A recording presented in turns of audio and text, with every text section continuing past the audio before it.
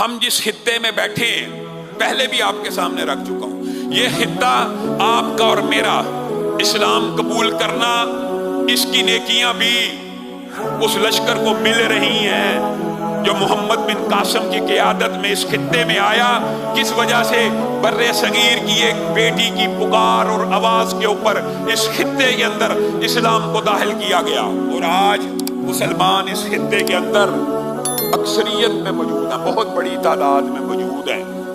یہ وہ خطہ ہے کہ جو پورے کا پورا اسلام کی روشنی سے مزین ہوا، آراستہ ہوا، پیراستہ ہوا ایک مظلوم بیٹی کی پکار کے اوپر۔ محمد بن قاسم جو محسن ہے وہ آیا، آزاد کروا کے مسلمانوں کو ایک نئی ریاست، نیا ٹکڑا دے کے چلا گیا ہے۔ لیکن افسوس اور دکھ کی بات ہے، یہ وہی ٹکڑا ہے، یہ وہی ریاست ہے جو ایک بیٹی کی وجہ سے اسلام کو قبول کرتی ہے۔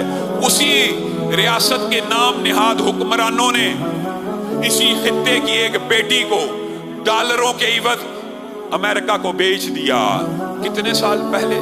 سالوں سال گزر گئے، پروپیگنڈے کے میدان گرم۔ مجھے تو افسوس ہوتا ہے ان لوگوں کے اوپر کہ جو جسٹیفائی کرنے کے لیے امریکہ کے ظلم کو حجتیں دیتے، کہتے ہیں جی عافیہ صدیقی امریکن نیشنل تھی، اللہ کے بندو، سنی سنائی باتیں۔ اس بیچاری کے پاس تو گرین کارڈ بھی نہیں تھا، آپ اس کو امریکن نیشنل قرار دے دیتے ہیں، گرین کارڈ بھی نہیں تھا۔ اس کی بہن بیچاری آ کے کئی مرتبہ ان باتوں کی، ان پروپیگنڈوں کی تردید کرتی رہی۔ وہ ہمارے وطن کی بیٹی ہے، اس دھرتی کی، اس قوم کی۔ اگر آپ کو اسلام سے کچھ لینا دینا نہیں ہے تو کم از کم مذہب پسندی کے علاوہ وطن پرستی کو دیکھ لیجئے۔ پاکستانی بیٹی ہے، اس خطے کی بیٹی ہے، ڈالروں کے عوض امریکہ کے حوالے کر دی گئی ہے۔ 20 سال کوئی چھوٹا عرصہ نہیں ہوتا، اللہ کی قسم۔ سینیٹر مشتاق کے اوپر اللہ تعالیٰ اپنی رحمتوں کا نزول فرمائے۔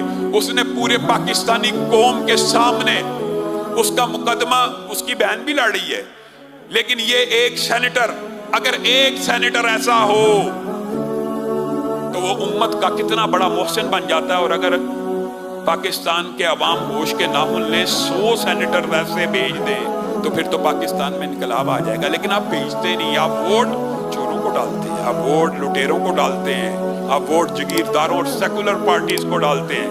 وہ وہاں سے بیٹھا ہوا پل پل کی خبر دے رہا ہے۔ اور میرے بھائیوں، اللہ کی قسم